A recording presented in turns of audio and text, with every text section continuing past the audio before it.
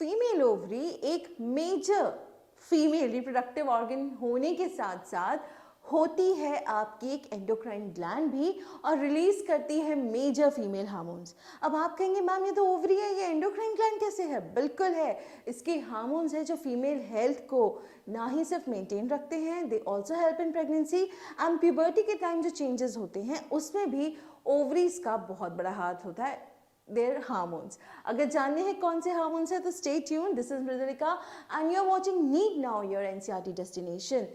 जब तक ये वीडियो एंड होगा समझ में आ जाएंगे हार्मोन्स का फंक्शन और हार्मोन्स की यूटिलिटी। तो चलिए लेट्स स्टार्ट ऑफ कि होता क्या है। सबसे पहले अगर हम देखें, ओवरी थोड़ी सी आपकी आलमंड शेप की होती है, बादाम की शेप की, ठीक है। और इसके ऊपर इस तरीके से जो आपकी ओविड्यूकल फनल होती है, जो आपके ओविडक्ट को कनेक्ट करती है, वो होते हैं इस तरीके से। यहाँ पे आपका यूट्रस होता है। हालांकि मैंने ओवरी थोड़ी बड़ी बनाई है ताकि आप लोगों को मैं फॉलिकल्स दिखा सकूं। सी, जो फीमेल ओवरी होती है वी नो कि इट्स अ पेयर।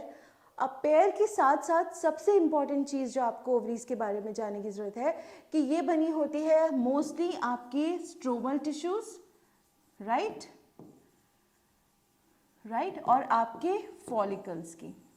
अच्छा, अब ये फॉलिकल्स जो होते हैं ये मेजर रोल प्ले करते हैं। जब प्यूबर्टी हिट करती है किसी फीमेल को, एक एक करके जो होते हैं फॉलिकल्स जो होते हैं वो मैच्योर होना स्टार्ट होते हैं। होता क्या है, फीमेल्स में ऑलरेडी फॉलिकल्स होते हैं। जैसे जैसे मेंस्ट्रुअल साइकिल जो कि हम पढ़ेंगे आगे when we talk about reproduction, तब आप देखोगे कि यहाँ पे फॉलिकल जो है आपका मैच्योर होता है और इसके अंदर का जो ओवम होता है वो भी उसके साथ साथ मैच्योर होता है। एक टाइम ऐसा आता है जब वो ओवम यहाँ से बाहर निकल जाता है, रिलीज हो जाता है, जिसको हम ओव्यूलेशन कहते हैं। ओव्यूलेशन के साथ साथ ये जो फॉलिकल था यहाँ पे जब ये पूरी तरह मैच्योर हो चुका है, इसको हम कहेंगे ग्राफियन फॉलिकल। क्या कहेंगे? Graafian follicle. अब ये जो ग्राफियन फॉलिकल होता है, क्योंकि अब इसमें से ओवम तो बाहर जा चुका है, इट स्टार्ट्स टू डीजेनरेट, ये डीजेनरेट होना स्टार्ट हो जाता है।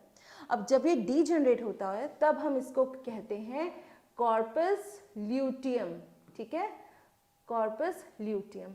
अच्छा, एक चीज और कि ये जो आपका कॉर्पस ल्यूटियम होता है it is slightly yellowish in colour, और इसीलिए जो वर्ड है ल्यूटियम, कॉर्प्स मतलब होती है बॉडी, तो इट्स अ येलो बॉडी, इसलिए हम इसको कहते हैं कॉर्पस ल्यूटियम।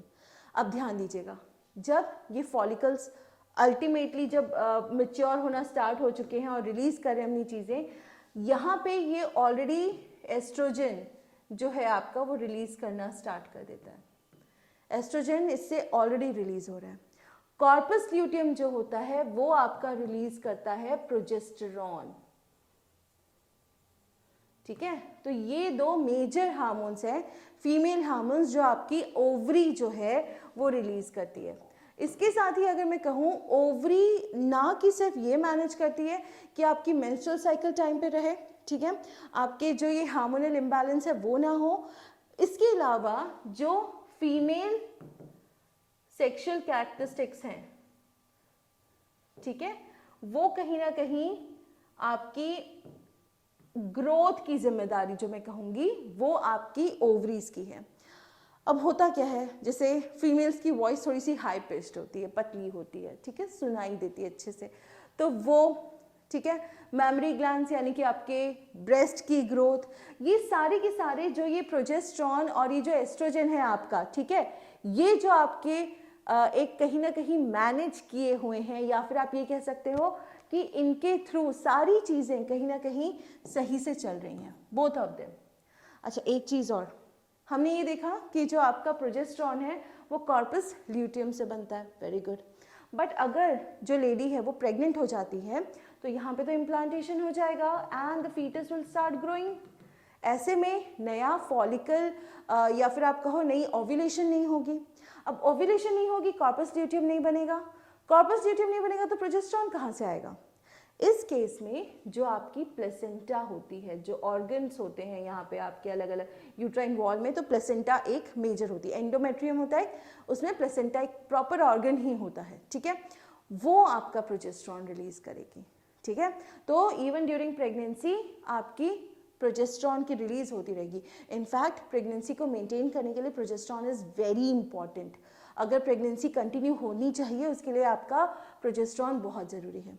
एस्ट्रोजन और प्रोजेस्टेरॉन, मैंने कहा कि फीमेल सेक्सुअल कैरेक्टर्स जो हैं आपके वो ग्रो कर रहे हैं, तो उसमें आपकी हाई पिच वॉइस हो जाएगी, थोड़ी सी मेमोरी ग्लैंड्स का डेवलपमेंट, यूट्रस का डेवलपमेंट, ठीक है, वल्वा का डेवलपमेंट, इसके अलावा आर्मपिट्स में हेयर आना, प्यूबिक रीजन या प्राइवेट रीजन में हेयर आना, ये सारी जो चीज़ें हैं, एक मेंस्ट्रुअल साइकिल का प्रॉपर साइकिल की तरह चलना, ये सारी चीज़ें कहीं ना कहीं ये दोनों हार्मोन्स ही मेंटेन करेंगे।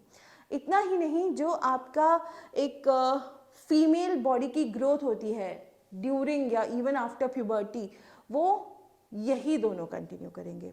सो इसीलिए oestrogen and progesterone, these two hormones are very important. मैंने आपको जैसे कहा कि सबसे पहले तो आपका जो ग्राफियन फॉलिकल है उससे रिलीज होगा, एस्ट्रोजन जो है वो आपका रिलीज होता रहेगा। ओव्यूलेशन के बाद यहाँ पे आपकी ओव्यूलेशन हो चुकी है, ठीक है, ओव्यूलेशन हो चुकी है, यहाँ पे ओविड्यूकल फनल से ये आपके फेलोपियन ट्यूब्स में जा चुका है। अब यहाँ पे जब एक कॉर्पस ल्यूटियम बनेगा then it will start secreting your progesterone, ठीक है। इवन ड्यूरिंग जो बर्थ होता है उसके बाद में जो लैक्टेशन होती है, यानी कि जो आपके मेमोरी ग्लैंड्स या फिर जो आपकी ब्रेस्ट होते हैं विमेन में, उनमें जो मिल्क का सिक्रीशन है उसमें भी प्रोजेस्टेरॉन बहुत बड़ा रोल प्ले करता है।